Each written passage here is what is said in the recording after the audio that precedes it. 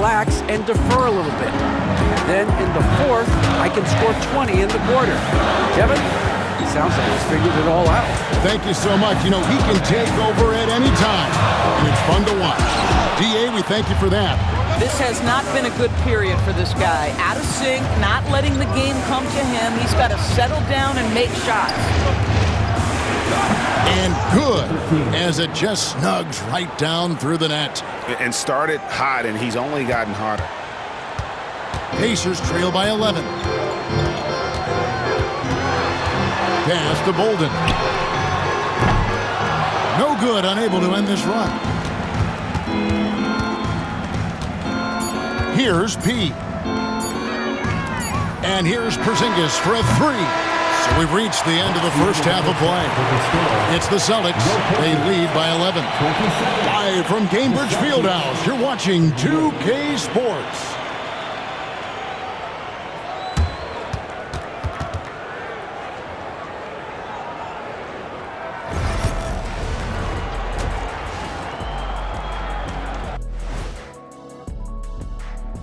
Welcome, everybody. The story at the half could be summed up as a dominating performance for the Boston Celtics. I love their game plan. Work the rock inside until someone stops it. It's a simple, direct strategy, Shaq. And when you can pull it off, it gives you a multitude of options offensively. Taking a peek now at the upcoming schedule. And for that game against the Pistons, this looks like a complete toss-up to me. Talent level is similar. These games often come down to a few key plays. And if that's the case, we'll see who has the better closers tonight. And that about wraps it up. And as the third quarter is about to begin, we go to Kevin Harlan for the call.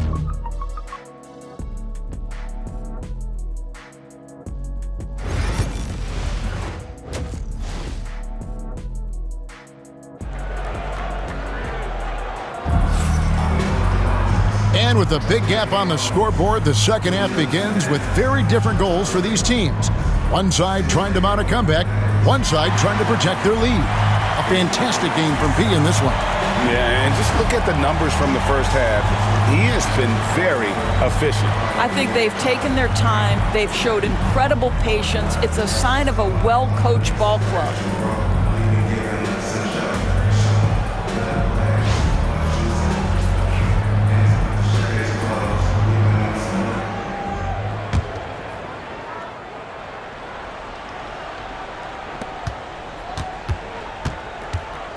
Now, here's Halliburton. Starting off the second half, here's Joe Mazzulla's five. White in at shooting guard, with Brown playing small forward. The post pair, Tatum and Porzingis. And it's P in at point. The shooting fundamentals are real plus for Obi Toppin. He has consistent mechanics and a high release point. It's to Porzingis. Off target from the wing. All by himself, trying to step up. He's got to be frustrated with the miss. And it's Mathurin missing. I think this is a spot he has got to become more consistent from if you want to command the defender's respect. To the right side. Here's P. 14 points for him. Just 5 to shoot. There's Brown with the three. And it's Halliburton.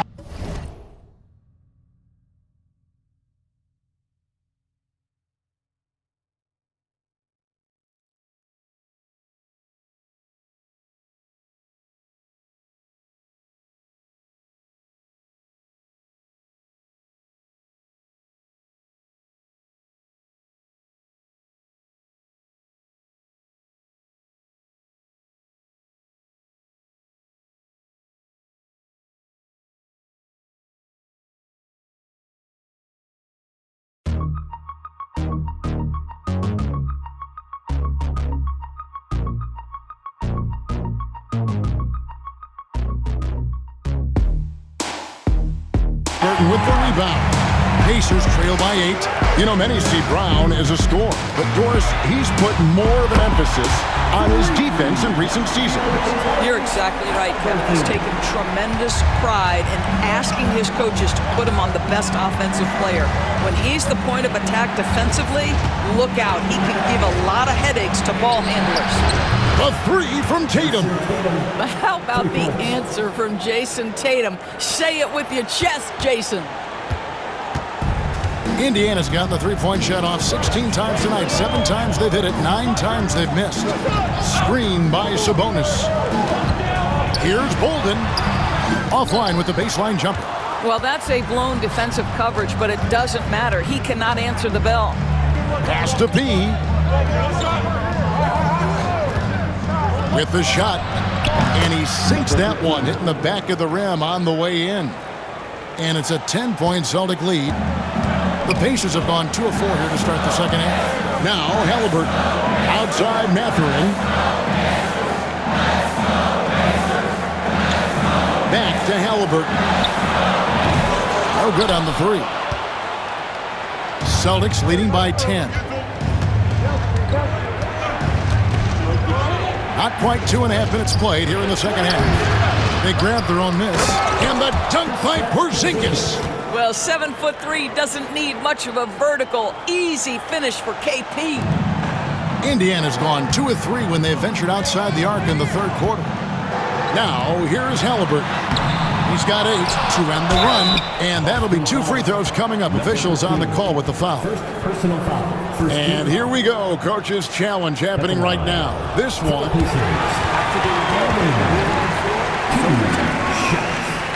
Time now where the officials can review in closer detail what constituted the original personal foul. Getting a different angle can sometimes make it a lot easier to determine.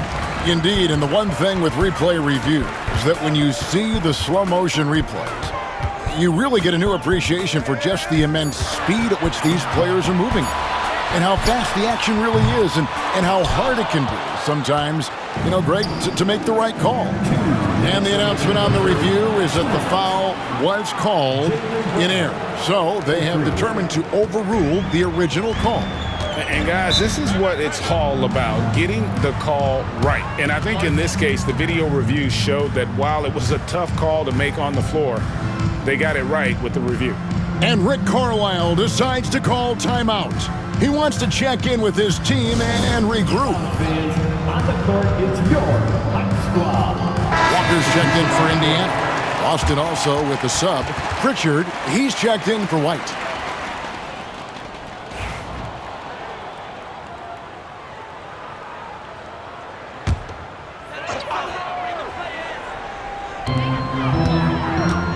Walker finds Toppin. Indiana moving it around. Here's Halliburton. And he drops in the layup off the glass. 10 points for Tyrese Halliburton. I'll tell you, what a night. He has been efficient. He's been strong. Unfortunately, they're still fighting an uphill battle. Well, defensively, if you allow him to get this close, you're playing with fire. He just happened to miss that one. Here's Toppin. And that's good. A nice job in the glass as they pick up 2 on the second effort. We're talking about a 6'9" guy with a 7'2" wingspan. Toppin loves to be above the rim, picks up the loose change. Brown with the bounce pass. He no good. And Walker's got the ball here for the Indiana Pacers. They trail by 11. The shot's good from Halliburton. And he's having quite the quarter, converting at a really high percentage. He passes to Tatum from 15 feet away. Gets some rim on the way in, and the bucket's good. Tatum's got 5 points in the quarter. This guy has been a catalyst for them all game long. What a job leading them to this lead. Halliburton outside. Good on the three-point shot. Halliburton's got 10 points in just the second half. Building confidence in that deep ball. 1 from distance in the first, 2 in the second. Tatum with the screen on Halliburton. He with the bucket. And guys getting into a nice groove here, starting to feel it. And this is partly what the game has become, right? A matter of dueling three-point opportunities. And staying with the play, Sabonis. And not being as aggressive from the three-point line anymore. They had a lot more attempts in that first half. Here's Pete. He's got 19. Porzingis with a screen on Halliburton. P, and he uses both hands to jam it in. That's a great setup. Screen the defender off and let him elevate. All right, and wasn't the timing ideal? My goodness, the D with no chance to react.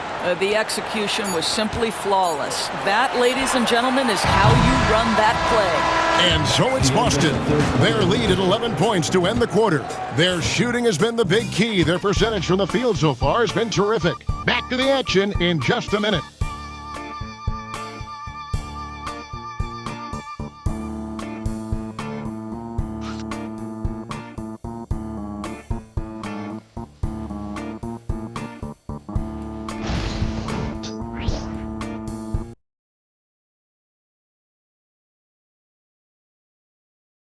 Rick Carlisle had some words for his team. Let's hear what he had to say. Hold your ground.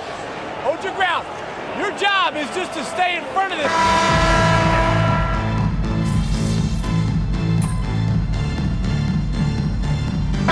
Both teams making substitutions here.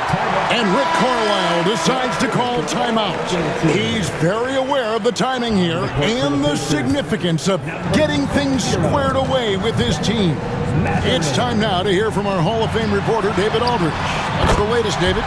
During that last break, Kevin, I got a chance to hear Rick Carlisle's message to his team. Now, Coach challenged him. He said, this goes beyond this game. Show me how much heart you have for the season. Fight until the final buzzer. Guys, back to you. Thank you, David. Benedict Mathurin is out there with Toppin. Then it's Sabonis. Then it's Halliburton. And it's Bolden in at the point guard position. So that's the group out there for Indiana. Here's Halliburton. It's hauled in by Porzingis. Porzingis has got 6 rebounds here tonight. Here's Tatum. Tatum gets it inside. Now, this is one of the best scorers in the game today. Jason Tatum, we're getting used to performances like this. Pacers trail by 11. Halliburton inside the three-point line. And he buries that one, drilling the rim on the way down. Coming off a big game, his confidence couldn't be higher, and Coach knows it. Well, the best players, to me, deliver night after night after night. So as long as he's hot, keep riding it. Here's P. The kick out to Brown. It's stolen by Mathurin. And Boston with the rebound. P's got 4 rebounds in this game. Fourth quarter of play, and over 3.5 minutes have gone by. Offline from the high post. Halliburton outside. No good from outside. Rare you'll see him miss such an open look. Porzingis with a screen on Halliburton. Going inside, and he dunks it down. And now as the clock ticks down, this is going to end up as a solid victory here for the Celtics. Well, the one thing that jumps out in this game is the free throw shooting, which they did a much better job at. Absolutely. A big plus. And oftentimes your performance at the line can be the difference in a game. And I think tonight we saw that. And on the year, this will turn out to be win number 34 for them. And once they polish off this win, they'll be one more victory away from sweeping the season series. And what a tremendous standout performance it was for P. And the way he was able to dice up their D with his passing really made things easy for everyone else on his team. And the great shooters know when they've got enough opening to go for the three. I didn't think it was a bad choice on that possession.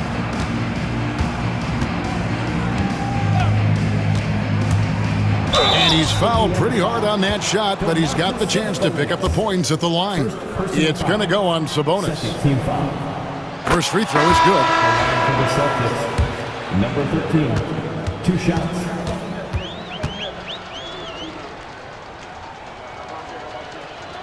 Both free throws good from P. 11 seconds left here in the fourth quarter.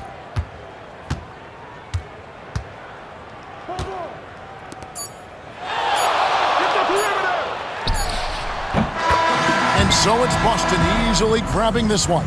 And in the win, a comfortable win